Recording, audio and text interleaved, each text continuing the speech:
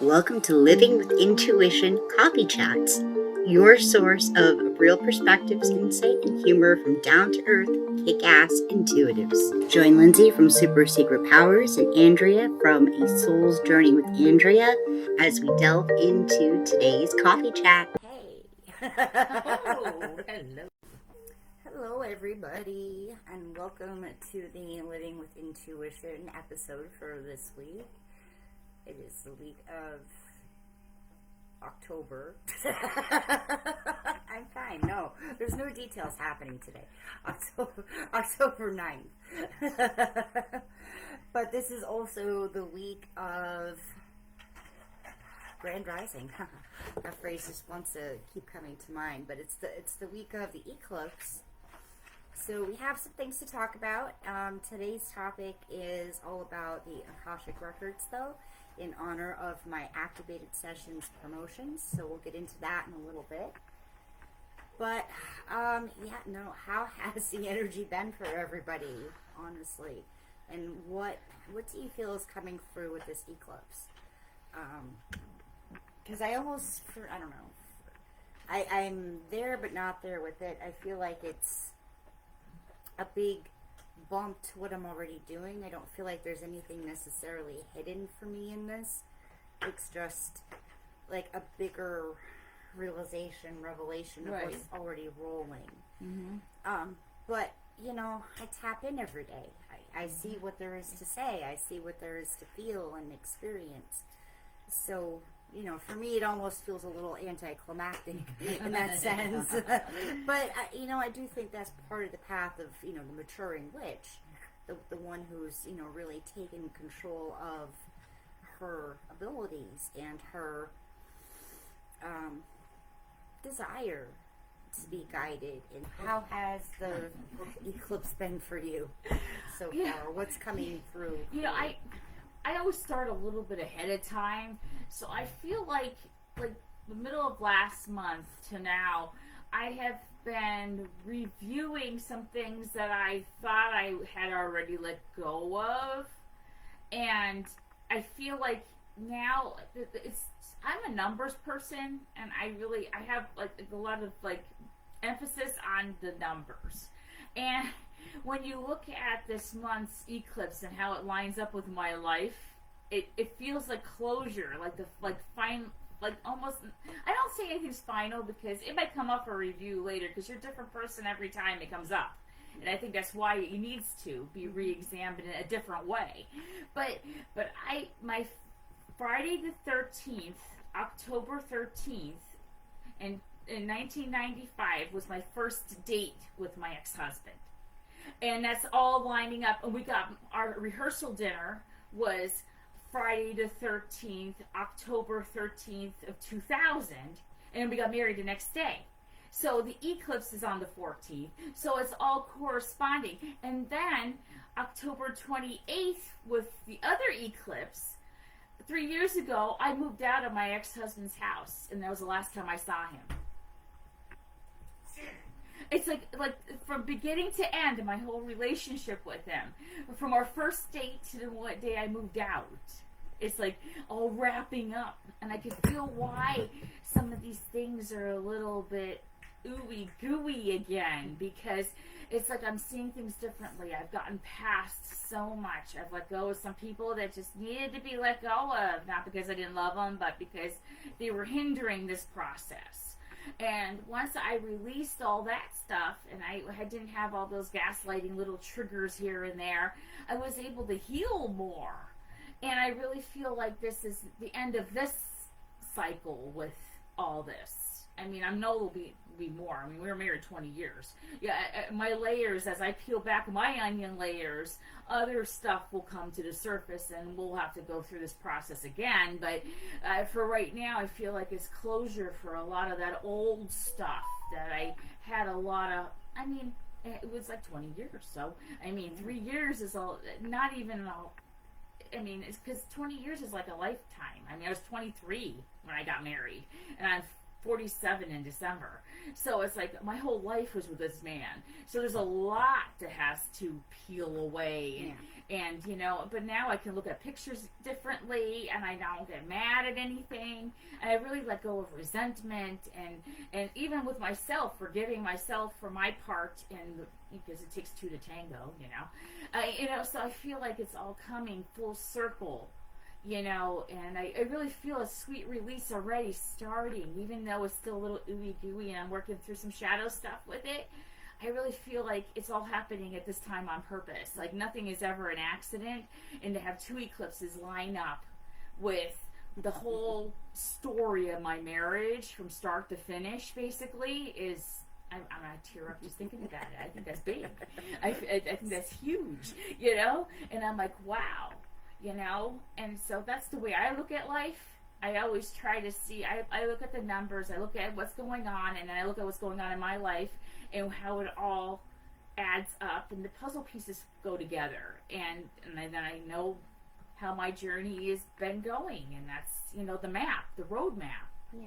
Yeah. Like your GPS. It kind of helps you for this particular eclipse season. Because, exactly. Yeah, I do feel that eclipse season has its own thing. It's right. It feels different every eclipse season. And I want things to learn, let go of, and everything. And I want to say it's almost tangential to the theme of the year. Mm-hmm. Like it doesn't necessarily have everything to do with the theme of what you've already experienced in 2023. Because I feel like the eclipse seasons are almost like the transition periods between years, but between life lessons, between like you and your next stage, your next chapter, your next baby step, whatever it is, like major baby step, not just like I looked something up and right. It takes on a different level of. Because I hate this whole lesson thing where we all think we have to learn lessons, and we all think because it goes with the whole fixing thing. So I try and approach it then personally, just from the idea of experiencing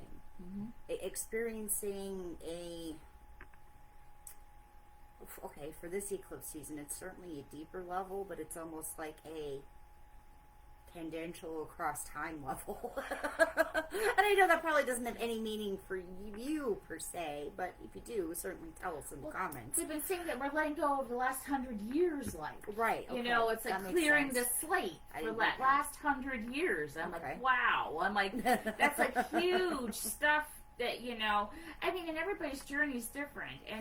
I think the universe gives us all these little opportunities, and whether we take them or not is our choice, because we have free will. But I think it's all presented, and that's how I look at the numbers and what's going on all the time, to see, because I choose to do the work. So I choose to really examine things like that. So but everybody's different, and what level they're at with that, and how but the choices are always presented to us in different ways through eclipses, moon cycles.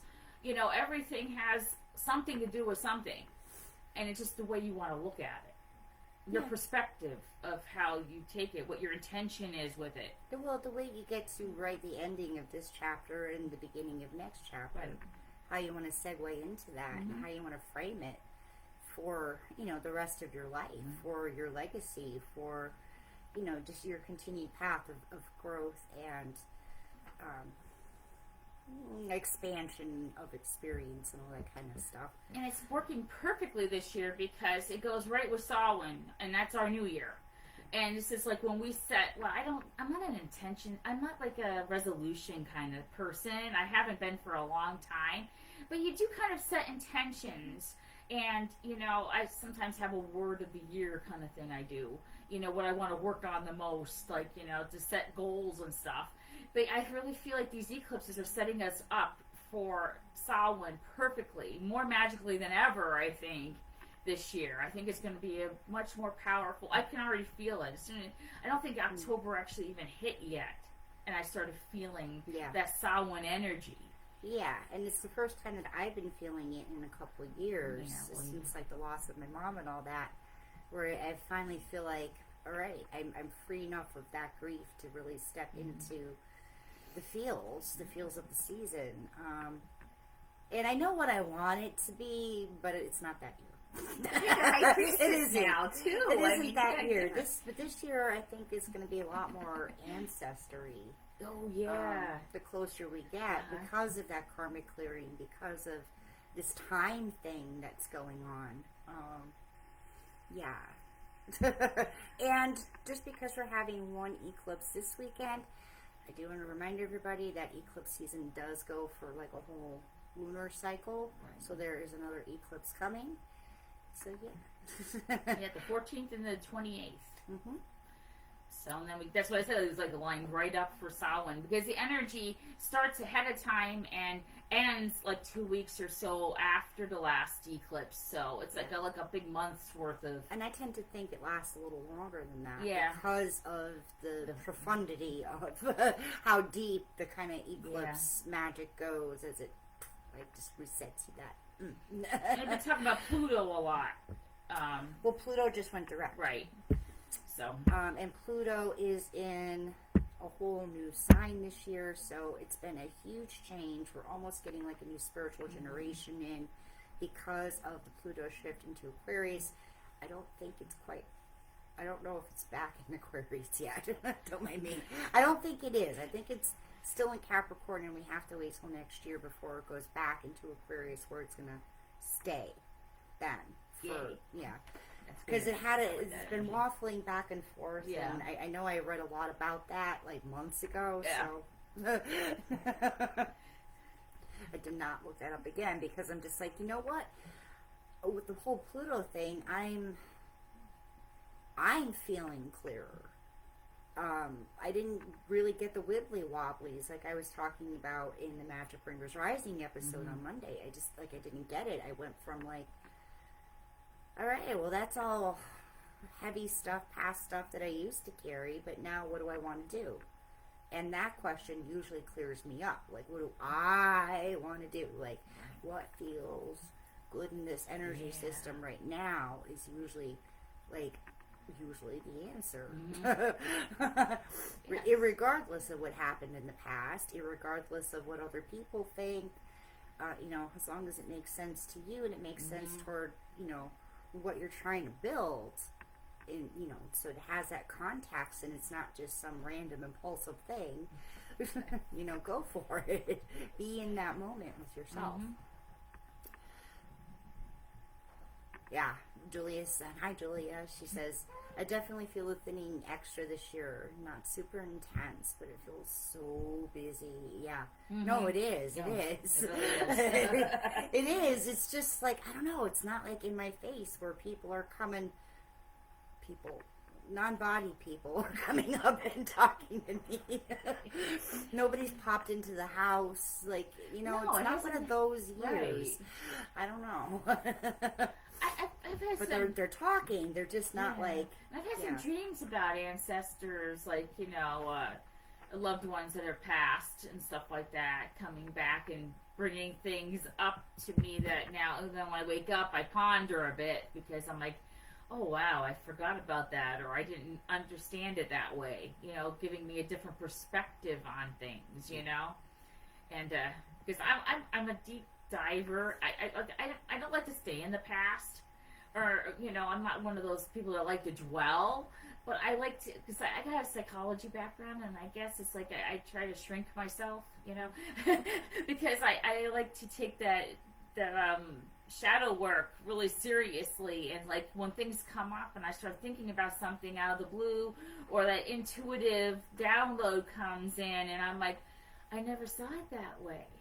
Let's write about it. Let's journal. Let's talk about it. Let's see what other feels come up with it, so that you can release it. Because that's the way I feel about it. These things just come up so that I can release it or make sense of it and be at peace with it to heal. And that's what's been happening more this year than just for no apparent reason. People coming through because I've had years like that where it's just like the veil is so thin, and they're so attracted to me And that they're just visiting. The thing's walking across the street, and you're Can I give you a coffee? You want to sit? You want to watch TV with me? What are we doing? Where are the Ghostbusters when you need them now? I think it's time to sage. I don't. I choose to live with spirits and figure it out. But, to a point. To a point. But when I was a kid, I had a lineup at my bed at night for people who wanted to cross over. And so when you get that intensity, I kind of get overwhelmed quickly by it. So it's I mean, there are I things set that my boundaries, and there are things in people without bodies that you definitely can't live with, and from even a mundane idea of toxicity and negativity that Right. you're just no. Yes. I've run boundaries with the living and the dead. It's cool. I have a house ghost. I have a friend, but you know what? It's on my terms. I need to sleep. I had somebody's ex-boyfriend who we had brought up in a reading come visit me in the shower nightly. And I'm like, I don't like this. This is not acceptable. I mean, I didn't like you that much in person. No, I know. And I says, you know what? You told me you could be like this when you're alive, so you're still doing it. You're being a pervert and you're, deaf too. And it's like, no, go get your ex-girlfriend in the shower, not me. But she didn't try and send him on. No. She tried to sick him on somebody else. I know, right? I'm like, that was like 10 years ago. I was a little bit more vulnerable to things like that, and I had no clue that could ever happen. Well, and he was, in all likelihood, he was probably trying to get to her. We did. Anyway. We ended up helping him transition, and he doesn't give either one of us any problems anymore, but he was,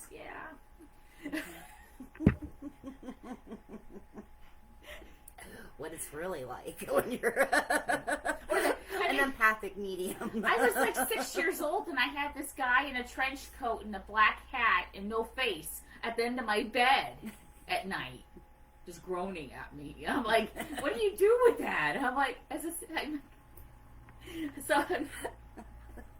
boundaries with the living and the dead. Well, I mean, you grow into it. You learn. I mean, and you delve into that because maybe your little kid brain couldn't really figure out who that was or what that was. Right. Yeah. Because there was a lot of confusion. And it's not even necessarily something scary. No. Just to put out here on Facebook here. But to consider, certainly follow your gut instinct. But your would little harm me. Your little was kid, like that. But your little kid self doesn't know how to interpret it. I mean, I was terrified of that experience I had where I was like 6, 8, something like that, and Frankenstein came walking down the hall, but that being understood that I was getting really freaked out, and so it didn't drop its appearance. It probably couldn't because I was already deep into the perception that for some reason this was coming across as Frankenstein. Right. But then it stopped and it got me a glass of water. And it brought it to me. And I was, so there was a lot of unpeeling kind of we have to do from even our little kid perceptions of reality. I thought my first spirit guide when I was a kid, because I had nobody. I didn't have Lindsay yet or anything. Nobody telling me any different. I thought I was dreaming about the devil. And here was my spirit guide coming to me. They told me later. We had a long conversation about that. But I had holy water in my room, and I blessed myself because we're ultra Catholic to begin with. And I'm like blessing myself, thinking the devil's coming after me. Because that's, when you don't know, you don't know. Yeah. So, but thank God, today's kids, I think, would have it a lot easier because it's so much more open about it. And there's more of us around. Right. Right. People who will not necessarily tell you, your experience was totally made up. Right. Laughing my ass off this year, instead of feeling like, holy shit, and so is in my house or in the car or whatever. This year I feel very matter of fact. Ancestral side eye. Yeah. Laughing my ass off. There's just a feeling of presence and expectation. We're here. It's busy. Lots getting going. Get your shit on. Yeah, do your thing. Yeah. Really though, because I feel like we're at, I don't want to go too far down that rabbit hole, because I don't want people to get afraid. No. Or afraid of what's coming, or Right. afraid of what we'll have to face if we are, like, alternatively spirited. Right. Whatever you would consider us without using a label. So it's going to be some interesting times, and I think this does need to be a bit of a grand rising. But I would like to, as a business and as just a guide in general, just like to have people focus on that aspect of that grand rising, of that, how are we going to come together as a community to be something that can't be suppressed anymore. Right. Something that becomes even more mainstreamed than it is now. So that we can't go away again. Right. And the trend is going that way. I mean, so much has progressed since I came out of the closet, you know. Because when I first started, I was a little nervous about telling my family and everything about how I practice, you know. But now everybody is like, oh, cool, I do that too. Yeah, like since high school, like, you know, you go to school with people and all, and they come to you and it's like, oh yeah, one of us, you know. It's like, because you know, now all of a sudden we're not afraid to talk about it. Like 10 years ago, I don't think I would ever think I would be here with you guys talking like this, you know. I'd be like, ooh, like I don't know if I should tell anybody, you know. But it's a wonderful thing. It's nothing to be scared of. And there's nothing, you know, negative really about it. It's just that you have to, that's what we're here for, to help you on your journey so you can learn how to deal with these things as they come up so they don't have to be scary. Like, you know, like when we were on our own, we didn't have anybody like this, you know? And it's very easy to rabbit hole into. Yeah. You know? And once you like actually learn some stuff. The bigger picture and saying like, oh, you know what? Maybe I could have used some extra boundaries there. It's like, you're not crazy. You are seeing your dead relatives. You are communing. You are getting those downloads. You know, you are getting ascension symptoms. You know, there's like so much out there, and it is a lot. Like, you overwhelmed at first when you start learning, but once you sink into it a little bit more, it's like, oh wow, this is like where I should have been all along. Like, you know, it feels right. And especially the neurodivergence that comes with that. Yeah. But Akashic this is stuff. Yes, and it's a perfect lead-in, because it's like, this is where like we're like kind of went with me. You know, it's like I didn't even know I was channeling anybody. I didn't understand what those words meant. I didn't have the right definitions to describe what I was feeling and what was going on.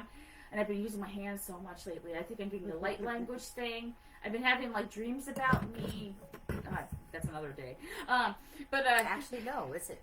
But we're talking about the Akash now in today's video.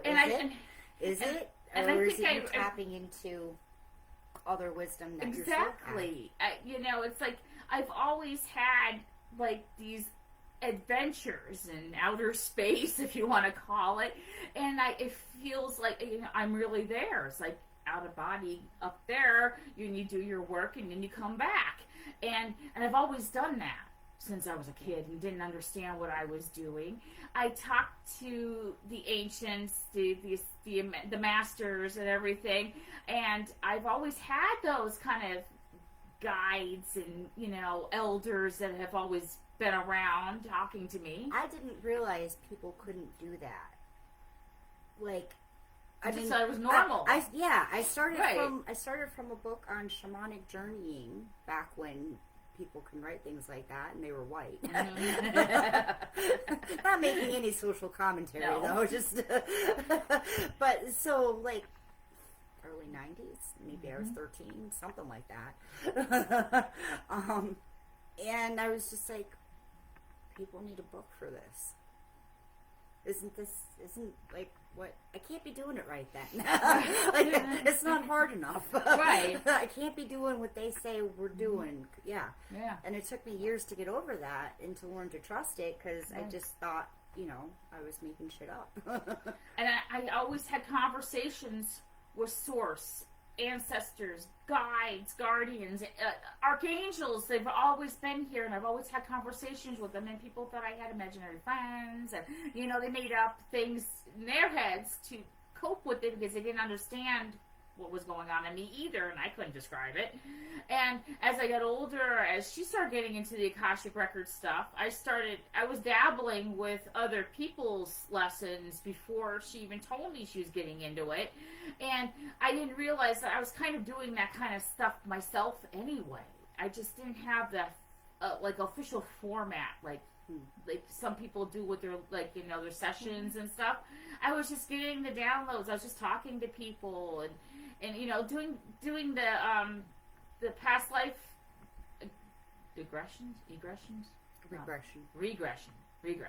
I was doing stuff like that before I even got counsel from somebody that was doing it professionally, and I didn't even understand that that's what I was doing. So I've been honing in on it through other people mentoring me, and realizing, this isn't an innate thing. We're all built this way. You just have to remember. It's like the process of remembering, Yeah.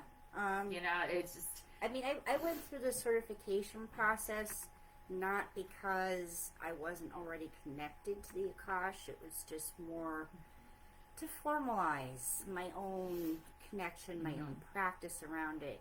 Because, I didn't know, how you would do it for other people, especially when everybody thinks, especially mainstream ideas of it, are so heavily about past lives. And I'm not really a past life witch. It's not that I don't think we have them, I do. It's just, I'm like, well, what about now? And what does that mean to what you're going to do next? I mean, you can rabbit hole about how you were Cleopatra for years and never do anything else, do anything more, grow into yourself.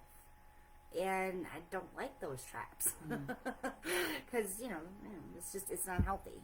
It really isn't. Well, that's how I started out. I've been so into past lives because I've had a few of them come forward, and I've really honed in on them and how to communicate and how to find out new details now and stuff. But I started out with the regression stuff because I wanted to seek more information, and I wasn't sure if I was doing it right, because you just don't know if. Just follow your gut instinct, really. But sometimes you need somebody else to tell you you're doing it right, when too. it's ready to come up, it'll come up. So we had gone through these, so they were doing it the way where you would walk through different doors, and it would be a past life that you didn't really know about, and they would ask you what color shoes did the person have, and they'd go from there to try to get the picture in your head straight, and then the details around you. And I'm very detail oriented, as just normal, so it was really cool for me to bring the story to life as we walked through it. And then I realized I could do that myself. I didn't really need anybody to guide me anymore, so I could do that whenever I really want. And then the second session I had was about really getting into the Akashic side of it, and the library, this ancient floating kind of library up in space, and you go to and they all have my names, but they have all my names from past lives and everything as it all at once, because they're all happening simultaneously. And in a way, in different timelines, and and you could shift and stuff. And we learned, that's how I learned about the shifting part, and how you can really not control your reality, but you can choose your reality a little bit more than you thought. You have a little bit more control if you can hone in on it. And I'm still working on it. but Lindsay's was then totally different too, because it was more like a channeled session. Well, that's what my particular gifts are. So my experience with then having more formal training in the Akashic reading, I did it with Amy Robeson in the Sacred Awakenings. I think that's what she calls it.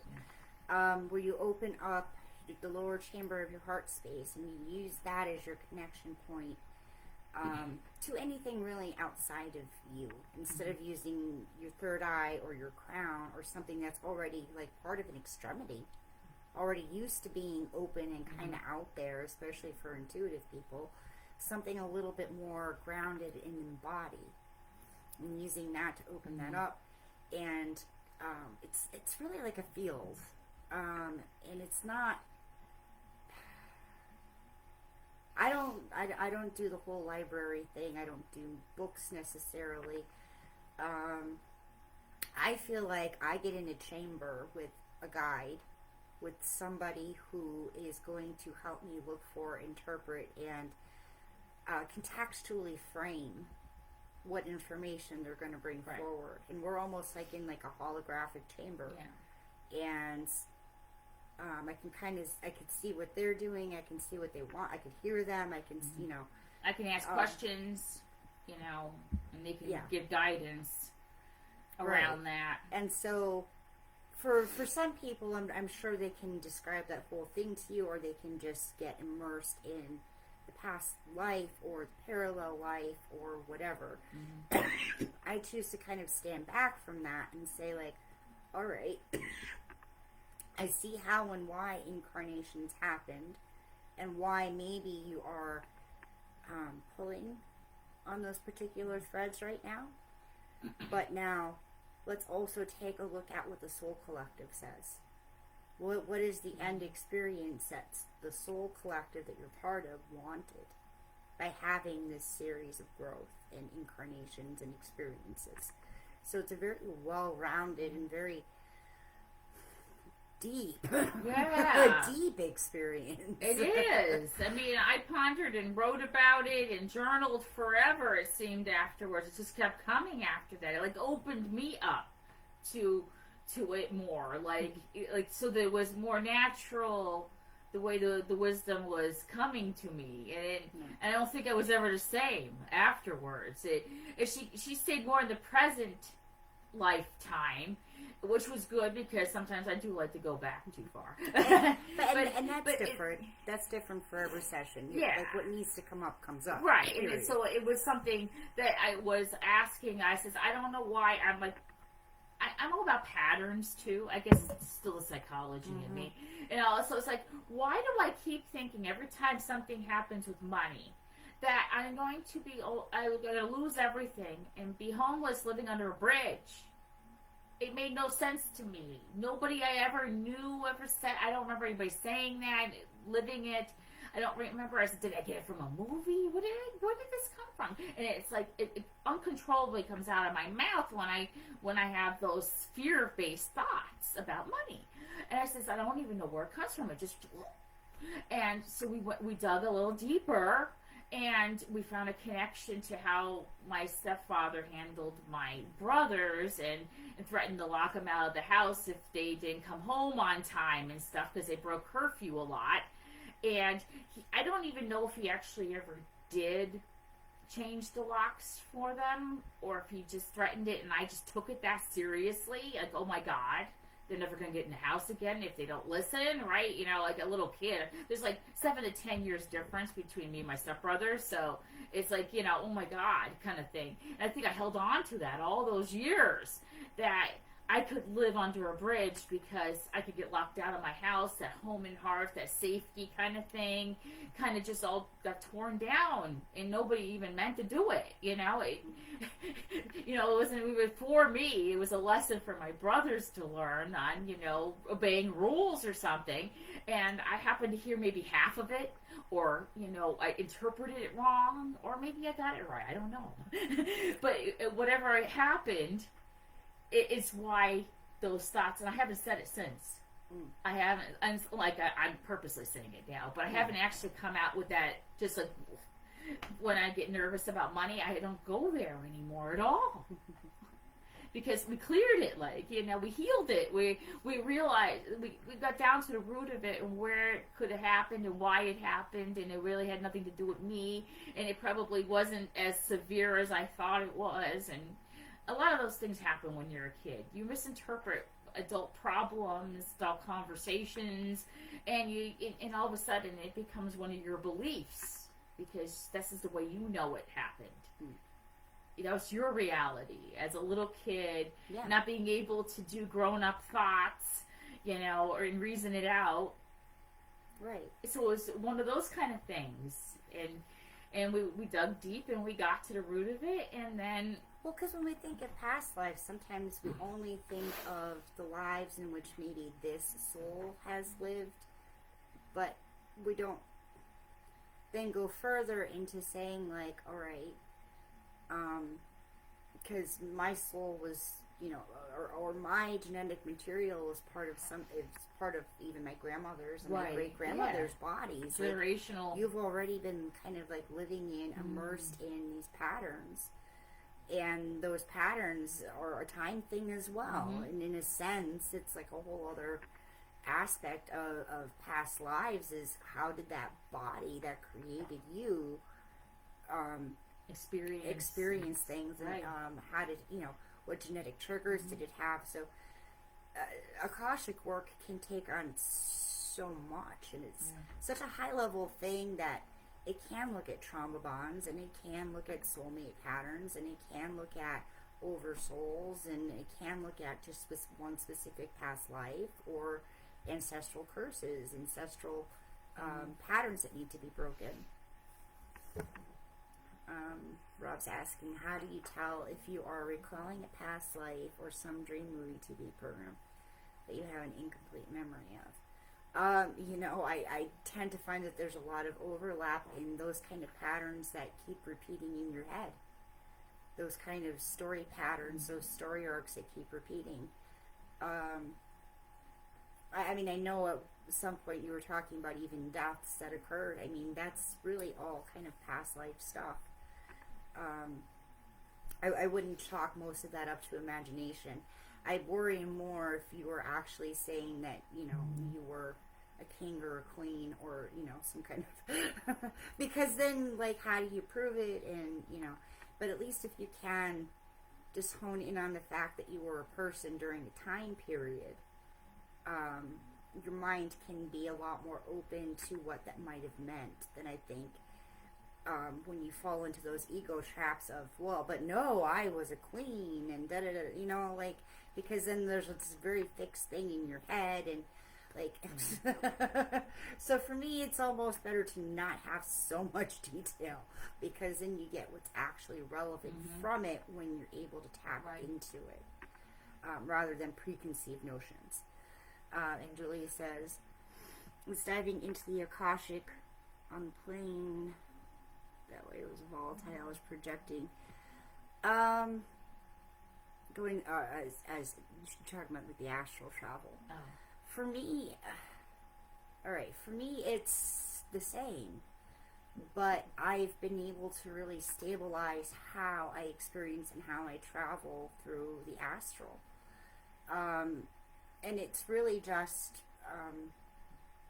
really the development of that concept of the light body and being full and in integrity as a light body, and not just a body where parts of it escape sometimes. Right. Yeah. So that way I'm taking my consciousness with me, and it becomes kind of like Inception, you know, kind of like that movie Inception in a sense, where it's just you are completely lucid in what's happening, and you get to choose, and you get to choose how you respond against anything that might try and, like, let's say, hijack your experience, but that's not even always necessarily a bad thing.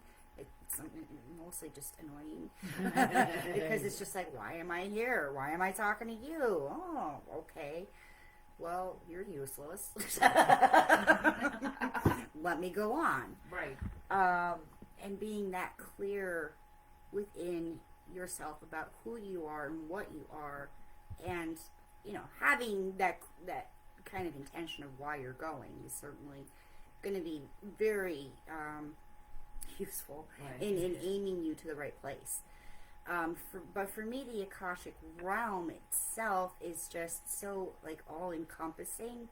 It's not like, if there was a visual, and I don't certainly think this is a literal visual, but it's what encompasses everything else. Or maybe, if you want to think of it as another visual, because some people say that they use their bodies to tap into the Akashic, that the Akashic is in certain chakras, that maybe it's even some kind of, let's say genetic, but maybe like the energy of our genetic patterns. I know, very interesting stuff. It's a good question. So, like, are you really ever outside of it? Are you really ever traveling to and from, or is it all really just encompassed within the reality of your divine presence? It's the truth too, because when I first started, I needed to have this like storyline almost, I had to get into the, am I saying it right? Merkaba. Yeah, I can never say it. Merkaba. I just know what it looks like. And like something to travel in, to go somewhere. And the Ascended Masters would tell me what my purpose was for that day, and we go, and they come with me. And then they bring me back, and then they close it all up, and it was like a whole big ceremonial kind of thing and all.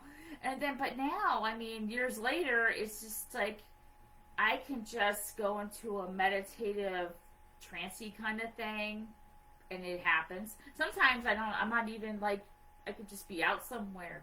Something will connect with everything, and then poof, I just go briefly and come back.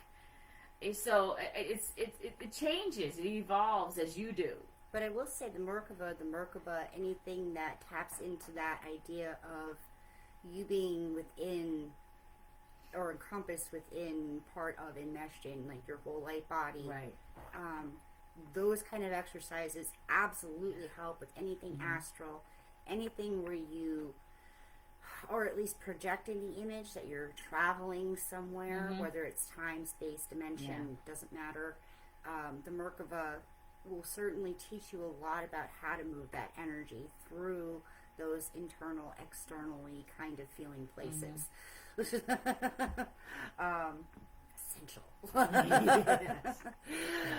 Yeah. But those are some great questions, guys. And if you do have any more questions, please just feel free to, just hit hashtag replay and ask us your questions. We'll keep an eye out for them. But we have been on for 45 minutes. That's a juicy topic. Awesome. Yeah. I have the hears that ourselves are encompassed in our aura, but we have been learning that the aura is bigger than we thought and connects with so much more in the world. So focusing on the Akashic record would be like aligning with your oral energy into the Akashic to connect with that lesson. I say it's almost the biggest version of your soul. Yeah. Not just your body aura, but then like the collective oversoul that contains like your most direct soulmates in this lifetime, then the ones that it's like a spiritual lineage, and different. I feel like it's like so it's like everything. it's all of your connections through time and it's space. It's the best connection you can have, and I tell you, you know who you are after you start feeling that. It's a different kind of learning who you are, from that inside out kind of like it's very magical. It really is. No pun intended, but it really is, because you start seeing. Well, at least I did start seeing myself as like really that we are made of stardust, and that and that whole universe inside me is all around me, in me. It's like everywhere. I am it. It is me, and we're all connected that way.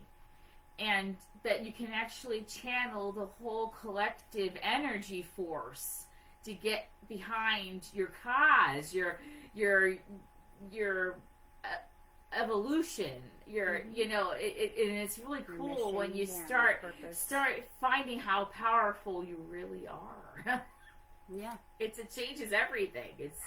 And it certainly is one of the things that has helped me really discern what the best guides are for myself. Right. And I just say that as coming just like a human who's been exposed to a lot of different concepts and a lot of different ideas about what other people experience as guides. And I just, it just kind of blew my whole spirit open in the sense of trying to define who or what could be a guide. Because then it was just where is the information that I seek? Right. Where is the wisdom that I need to know and grow within myself to make this a viable, tangible thing that I'm working on in this? Yeah. But yeah, so I offer these sessions. I'm calling them the activated sessions because I really focus on getting you activated in your present lifetime as a greater multidimensional soul. So if that is something you would like to experience, if anything that we've talked about today really sparked your interest, I invite you to book your first session with me. And then we can talk about if you want a package or, I'm not a sales call-y kind of person. I am not one of those people. I am one of those people who says, I have stuff. If you'd like to do stuff, I will do stuff with you and, and facilitate that experience with you. But yeah, so look for the link in the comments, and there's supposed to be another link somewhere, but, I honestly don't know what Facebook does with stuff. It asked me if I wanted to put a link into the entire thing, and I said yes, and I typed it in, and I don't know where they put it. Anyway, we love you all. Brightest blessings, and I'm going to be on over the weekend because we're having a flashy kind of sale going on over the weekend for something that's not my sessions. We'll be on quite a bit because it's Eclipse and Samhain, and can't share that magic. Can't not share that magic. There you go. All right. Love you all. Have a happy day.